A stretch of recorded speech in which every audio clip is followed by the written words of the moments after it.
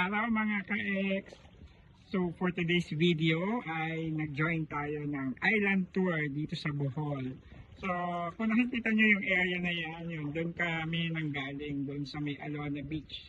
Doon yung starting point ng tour.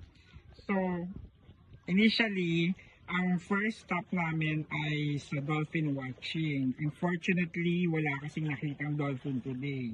Kalungkot nga eh, sayang. Pero okay lang, ganun talaga. Hindi kasi talaga guaranteed na lalabas yung dolphin everyday. May certain time lang talaga silang lumalabas. Then, second stop namin is yung Balikasag. Ito, yan. Dito, nakaparada na yung mga boat dito. Yung ginagamit na sa island hopping na mga boat. Ito yung Balikasag area. So, from here, 1 hour daw dito. Yung mga magjo-join ng snorkeling activities para makita yung turtle at saka yung fish, kailangan nilang sumakay ng mga small boat na yon. Kasi itong big boats na tinatawag, itong mga motorboat na ginagamit sa island hopping, hindi pwedeng lumapit doon sa may snorkeling area. Masisira kasi yung mga corals. So yung mga kasama ko sa boat, actually ako lang kasi hindi sumama sa snorkeling activity, hindi kasi ako mahilig doon. So, nandun na sila. 30 minutes daw dun sa turtle watching. Tapos, yan, on this side, kung nakikita nyo, yan yung mga nakasakay sa small boat. Yan yung papuntang fish area. Diyan daw yung snorkeling area, papuntang fish area. So, ayun. So, parang feeling ko nga, pwede pag magaling ka talaga mag-swimming, pwede mo siyang puntahan kahit wala kang boat eh. Kung kaya talaga. Na kung malakas ka talaga mag-swimming, kaya mong puntahan yung area na yun. No? Kasi bumaba na yung iba doon, no? Nagwa-watch na sila ng fish. So, yun.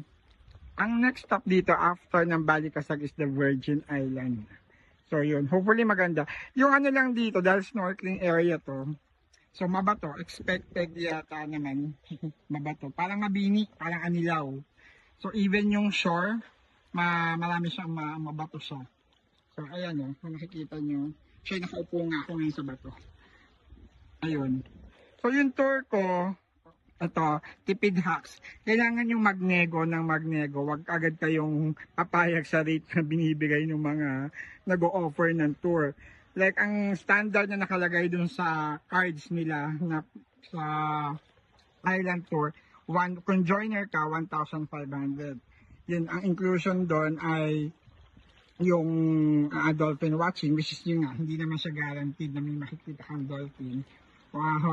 Fortunate kapag may nakita kayo. Then yung Balikasag, then from the Balikasag, yung sabi ko nga, kailangan yung mag-small boat. Kung mag-join kayo, doon sa ano, umaalon siya. Ayan, umaalon siya. Ayun, tapos, sasunod lang mga ka-ex. Ayun, nasa na ako. Yun, so kung hindi ka magja-join, so dito ka lang, 1 hour. So ako nakuha ko siya actually ng 700 from 1,500. Actually binaba niya yung una, 1,200, 1,100, 1,000. Hanggang hindi ako pumapayag.